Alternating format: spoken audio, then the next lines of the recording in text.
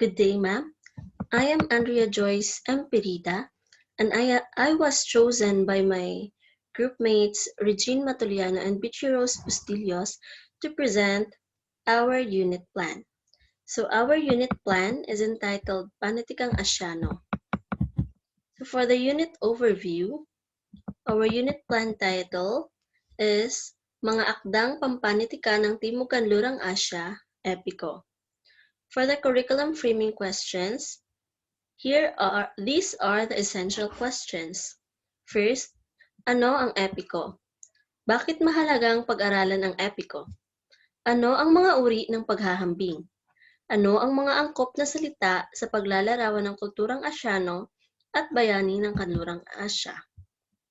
For the unit questions, paano naiiba ang mga akdang pampanitikan sa Kanlurang Asya sa iba pang mga bansa sa Asya? Paano nakatutulong ang mga kaalaman sa gramatika at retorika para higit na maunawaan ang iba't ibang kultura sa Kanlurang Asya? And last is, ano ang kulturang Asyano na masasalamin sa epiko? For our unit summary, sa araling ito, inaasahang maipamalas ng mga mag-aaral ang pag-unawa sa epiko mula sa India na may pamagat na Rama at Sita na isinalin sa Filipino ni Rene O. Villanueva. Bahagi ng aralin ang pagtalakay sa mga uri ng paghahambing upang higit na maunawaan ang pagkakatulad at pagkakaiba ng mga bansa sa Asya. Bibigyang tuon din kung paano na ipapakita sa mga epiko ang kabayanihan ng isang tao. Inaasahan din na sa pagtatapos ng araling ito ay makapagtanghal ang mga mag-aaral sa masining na paraan ng isang informants tungkol sa itinuturing na bayani sa alinmang bansa sa Asya. So the subject area is Filipino, and for the grade level, it is grade 9. For the student objectives or learning outcomes, inaasahang pagkatapos ng module na ito, ang mga mag-aaral ay makapagpamalas ng pag-unawa at pagpapahalaga sa mga akdang pampanitikan ng Kanlurang Asya tulad ng epiko, at mabatid ang tungkol sa mga uri ng paghahambing at mga pahayag na nangangatwiran sa ginawa ng tauhan. For the targeted state framework or the content standards and benchmarks, we refer to the K-12 Filipino curriculum, grade 9 Panitikang Asyano. Ipaliwanag ang kahalagahan ng mga akdang pampanitikan ng Kanlurang Asya tulad ng epiko. 9.1. Nahuhulaan ang maaaring mangyari sa akda batay sa ilang pangyayaring napakinggan. For the 9.2, nabibigyang kahulugan ang mga salita batay sa kontekstong pinaggagamitan. 9.3, natutukoy at nabibigyang katangian ng isa sa mga itinuturing na bayani ng alinmang bansa sa Kanlurang Asya. 9.4, nagagamit ang mga angkop na salita sa paglalarawan ng kulturang Asyano at bayani ng Kanlurang Asya. For the 9.5, na itatanghal sa anyo ng informants ang isang itinuturing na bayani ng alinman sa Kanlurang Asya sa kasalukuyan. So for the procedures, para sa unang araw, magkakaroon ng pag-anya. Magbibigay ng mga salitang may kaugnayan sa India o tinatawag na Name the Picture Game. Magkakaroon ng madulang pagbasa sa epikong Rama at Sita at isasagawa ng mga mag-aaral ang paglinang sa talasalitaan sa gawain 3. Magkakaroon ng pagbabahagi ng damdamin at saloobin katulad sa akda at magkakaroon din ng pagpapahula sa maaaring mangyari sa akda batay sa ilang pangyayari.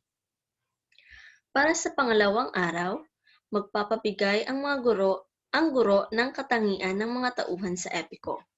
Magpapabigay din ng kahulugan ng mga mag-aaral sa kahulugan ng epiko sa pamamagitan ng malayang talakayan. Ipapagawa ng guro ang gawain 4, pag-unawa sa nilalaman.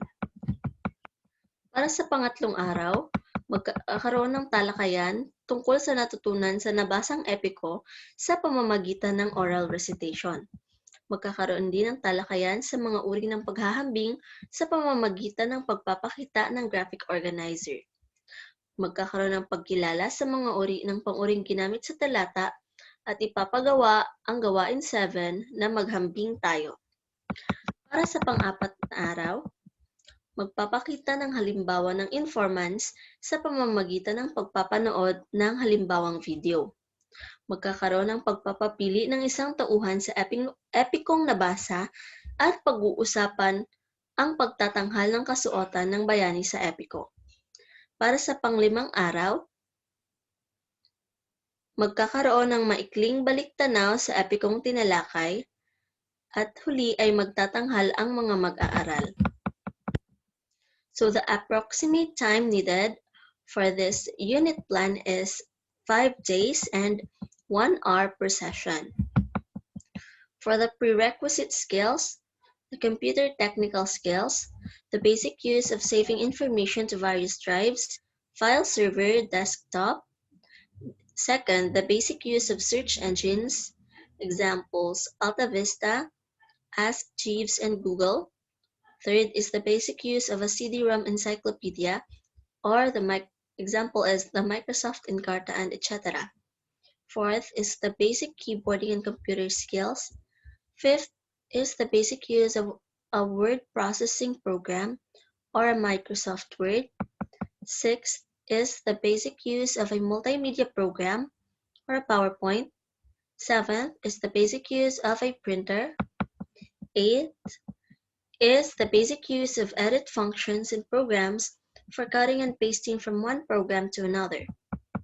For the communication skills, the use of notes and note-taking skills, the basic skills in planning an advocacy campaign, and the basic knowledge and journalistic skills like news writing, editorial writing, feature writing, and photojournalism. So the materials and resources required for this unit is, for the technology, we will use computers, internet connection, printer, projection system, and television. For the technology, for the software, we will be using desktop publishing, image processing, internet web browser, and multimedia. Also, we will be using web page development and word processing. For the printed materials, we will be using books and photos. For the supplies, we will be using bond paper, printer ink, sticker paper, cartolina, and art papers. And for the activities, we will be utilizing penal pen, and costumes like salwar kameez for men and lehenga choli for women.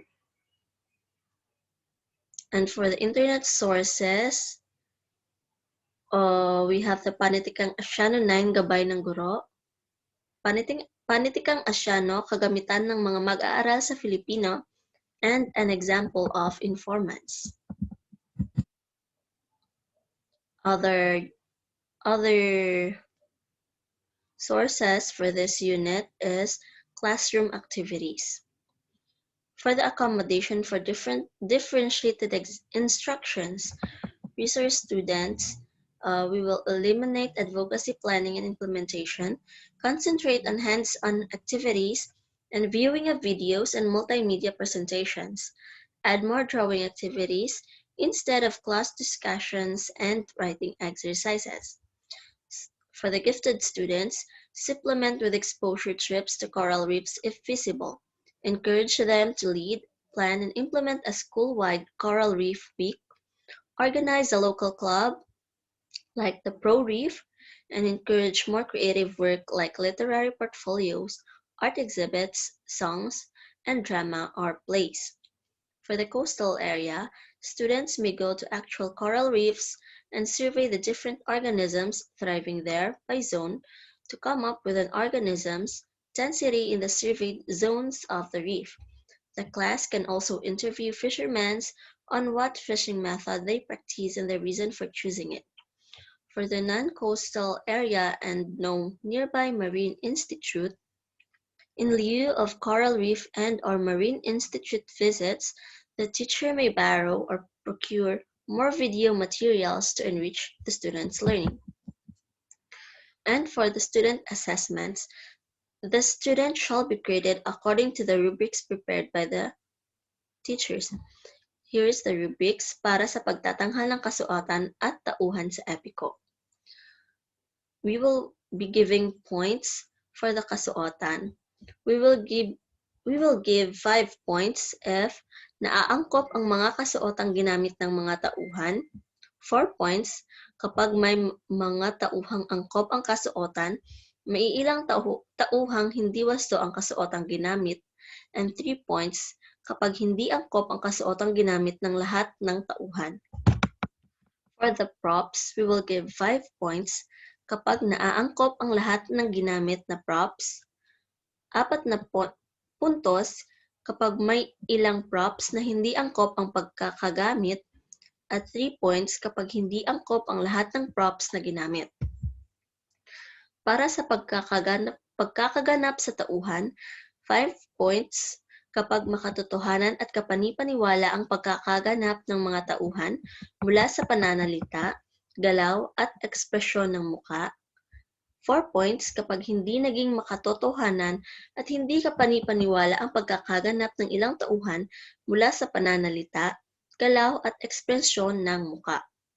At 3 points naman kapag hindi naging makatotohanan at hindi kapani-paniwala ang pagkakaganap ng mga tauhan mula sa pananalita, galaw at ekspresyon ng muka.